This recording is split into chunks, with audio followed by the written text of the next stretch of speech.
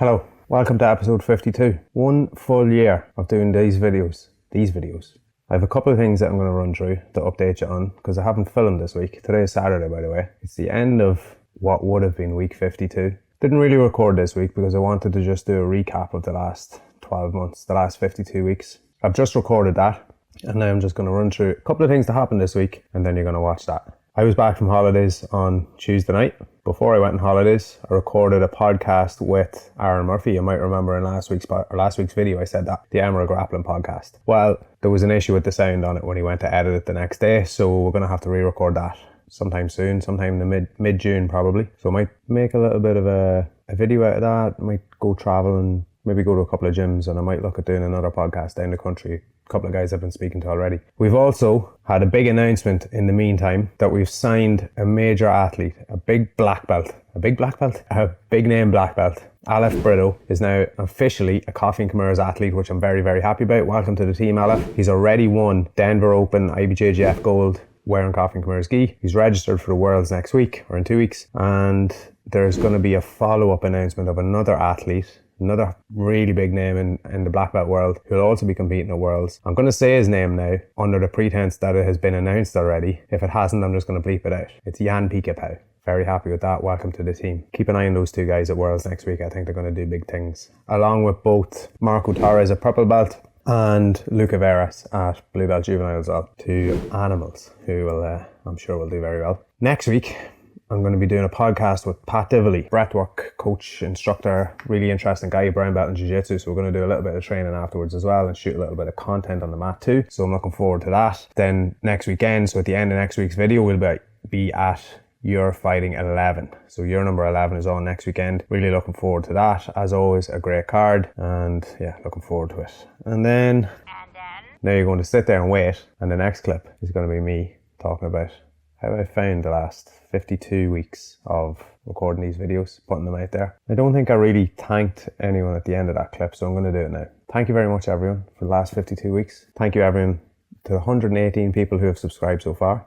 If you're not one of those 118, I'd really appreciate it if you click that button down there. It means a lot to me. I'll speak about that, or I have spoken about that in the next clip, and you'll find out a little bit more about why, although I said this is a documenting channel, I do want a little bit of growth and I do want to see a little bit of results, a few results from this. So didn't really explain that very well, but I was a little bit better with my wording when I recorded this earlier on. So all right, that's it. Thank you very much. I'll see you next week.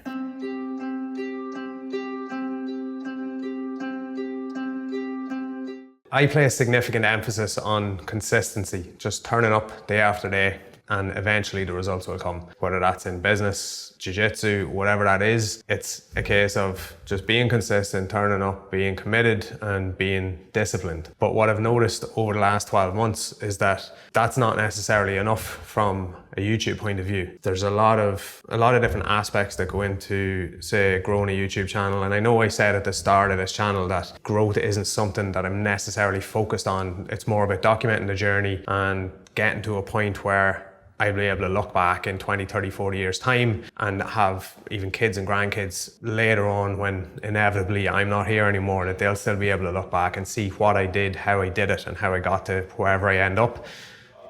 But I do still want to see growth. I'm not doing this for just a vanity project or anything like that, but I do still want to see the channel grow. I want to see people interact. It would inherently be foolish of me to think that I'm going to do this every week, week in, week out, be filming on a daily basis, interacting with an editor and a thumbnail designer every week, posting these videos every week, and think that I'm going to consistently do that for another 5, 10, 15 years and inherently do it without any growth and keep that consistency. So there have been times within the last 12 months, within the last 52 weeks, 52 episodes, that I've put a little bit more emphasis in terms of pulling clips out, interacting a bit more on other social media platforms, trying to drive more traffic towards it. And I don't necessarily know quite just yet what it is that I have to do to get it to that stage, but I do need to maybe step back and place a little bit more emphasis on trying to do that.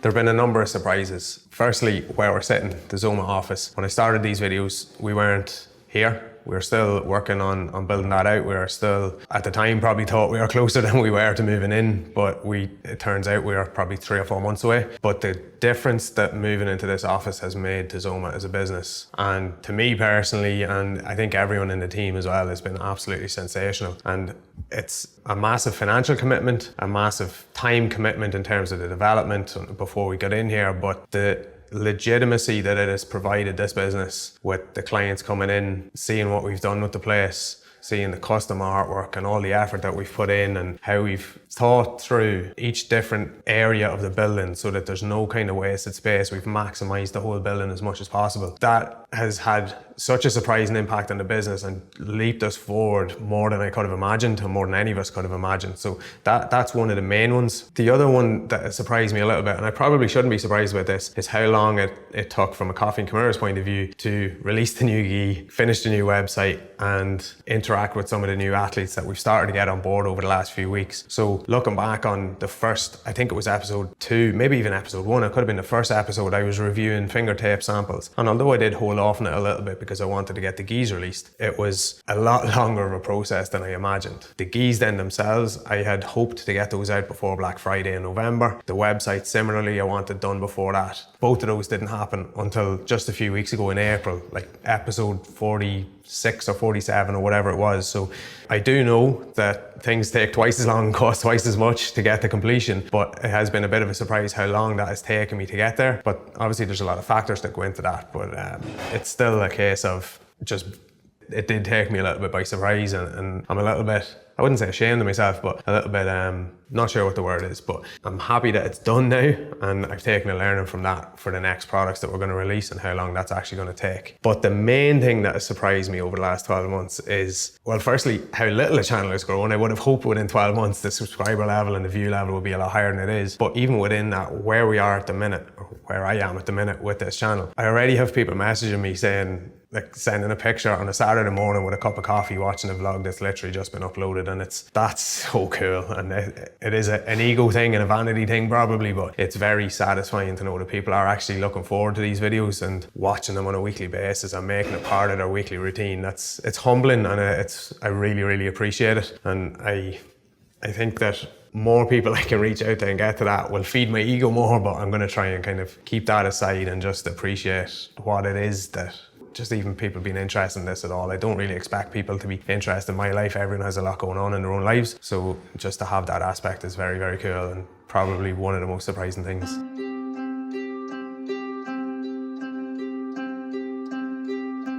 So much of my work is simply sitting at a laptop or speaking to people on a phone, and it's very hard to create engaging and productive and valuable content off that. And I find that on a weekly basis, I'm having a challenge of trying to turn that into something that's going to be worth watching on a Saturday morning for everyone who's making the effort to sit down for 10 or 15 or 20 minutes to watch a video that I've created, I've put together, and that's about my life and my business. I still haven't overcome that. I still haven't found how to do that, but on a weekly basis I'm trying different things, trying to add in different aspects, both from a filming point of view and an editing point of view, that will make it a little bit more engaging and valuable, and that'll help the channel grow. But it's more so about just providing value with the people who are watching. And I think that's been the kind of the biggest challenge, and I'm still yet to overcome it. Another kind of core challenge inherently is something that I was kind of concerned about from the very start, and was probably something that held me off starting this channel as long as I did, and that was how much to actually share. So I'm showing obviously behind the scenes of multiple businesses, one of which is solely my own, and one of which is there's more people involved in that. So how much that, obviously we've clients as well, and how much I can actually share, how much that client is comfortable with me sharing, etc. And that's a challenge of trying to find where the balance is of sharing enough to make it engaging and interesting and actually show you what I want to show you, versus oversharing and maybe making people a little bit unhappy about putting things out in the public that they don't want out there. So that's an ongoing challenge. I think I wouldn't say I've overcome it, but I don't think there is a kind of level to overcome. I think that's just an ongoing thing. And I suppose it's not really a challenge, but filming in public is something I thought I'd be a little bit more comfortable about after 52 videos, but I'm not. Even inherently in the office here, I'm still not comfortable filming in front of the team, in front of the guys. Even Richie's here behind the camera, and like, it's comfortable, it's fine. We do a lot of filming together, but pulling out my own camera and doing something that's for my video, I still find it very uncomfortable, which is why you'll have noticed that there's very few clips in any of the vlogs where I'm filming with the guys in the background. It's usually when everyone's gone home and I'm filming in the office on my own, or I film it later that evening when I go home and I'm at home on my own in my home office, let's say. So that's something that I'm really going to work towards over the next couple of weeks and months to try, and that'll allow kind of a bit more sharing of behind the scenes of the team as well, and get everyone familiar with the team here and the kind of dynamic we have in the office, which is a great place to be and it's really fun, but it's trying to get myself comfortable with actually recording that type of content.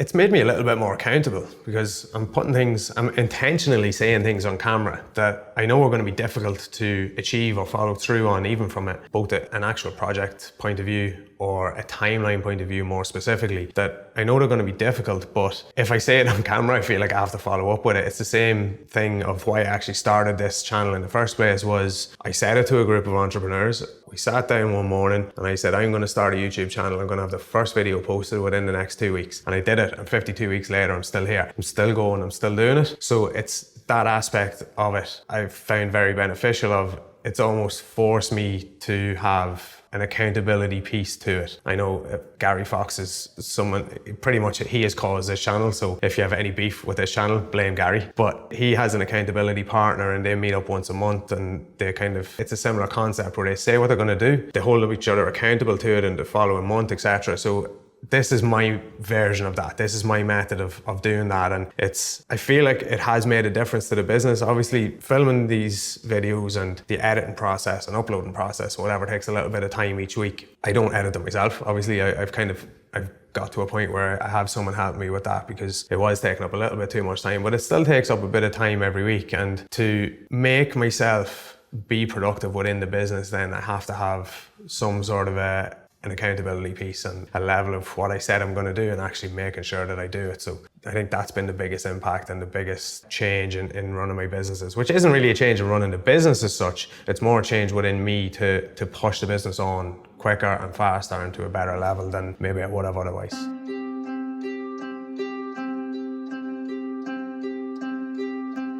Do it. I wish I had done it earlier. I started Coffee&Kimuras and 13 Design specifically at the same time in March 2018. That's over 6 years ago now. In the 5 years that I wasn't doing weekly videos, I constantly had the thought that I should be documenting what I'm doing, that I'll wish I had a look back on it. And there are times, I have some clips, but there are times that I look back on and I completely forget what I was doing for those couple of month period, and I'll look back through emails and see what it was that I was working on, and I do wish I had recorded that. Whether that is purely for your own use, your own consumption, you don't want to put it out there, that's fine. I still think it's a good idea to do it, because talking to a camera for me has become some perverted form of therapy over the last 12 months, that to a point where a lot of the clips, not a lot of the clips, but some clips have not made it into the vlogs. They haven't even made it to the editor because some stuff just shouldn't be shared publicly. There's been days that have been tough, been weeks then, and months that have been tough over the last 12 months. And I have vented to camera a little bit, but you won't have seen that.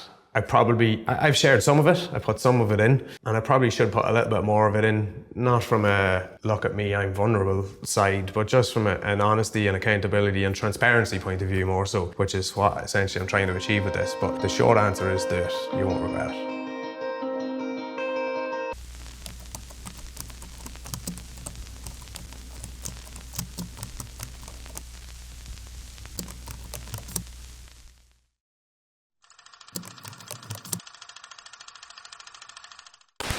Hola, ¿qué pasa? I'm Chris. Welcome to my office and welcome to my YouTube channel. This is a YouTube channel that I've been planning on starting for at least 5 years, if not longer. I've recorded this intro clip at least 10 times over that 5 years, if not more, and I just haven't been happy with the lighting, me, what I've said, how I've come across, how I've looked. But now it's time for progress over perfection. I fell in love with an essay by Strangest Loop, and it is a list of things that are not doing the thing. So here is a list of things that are not doing the thing. Preparing to do the thing isn't doing the thing. Scheduling time to do the thing isn't doing the thing. Making a to-do list for the thing isn't doing the thing. Telling people you're going to do the thing isn't doing the thing. Messaging friends who may or may not be doing the thing isn't doing the thing. Writing a banger tweet about how you're going to do the thing isn't doing the thing. Hating on yourself for not doing the thing isn't doing the thing. Hating on other people who have done the thing isn't doing the thing. Hating on the obstacles in the way of you doing the thing isn't doing the thing.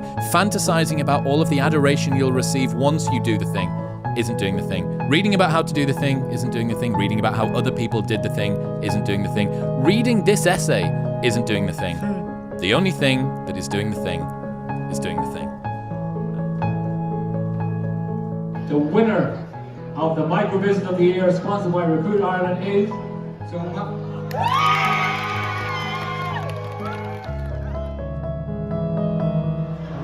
Let's go, Chrissy! Yes, back! Yes!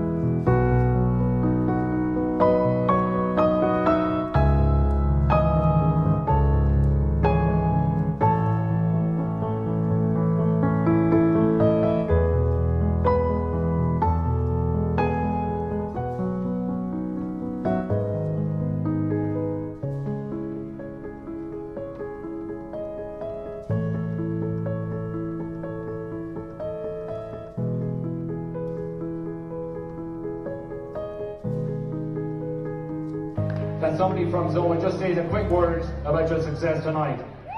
Thank you so much. It was so surprising. Look, we've grown leaps and bounds in the last few years, and there's a lot of business here. We work right in the room, and we're just opening it. We can't believe it. Thank you so much. It's just unbelievable. Let's hear for ZOMA, tonight's overall winner.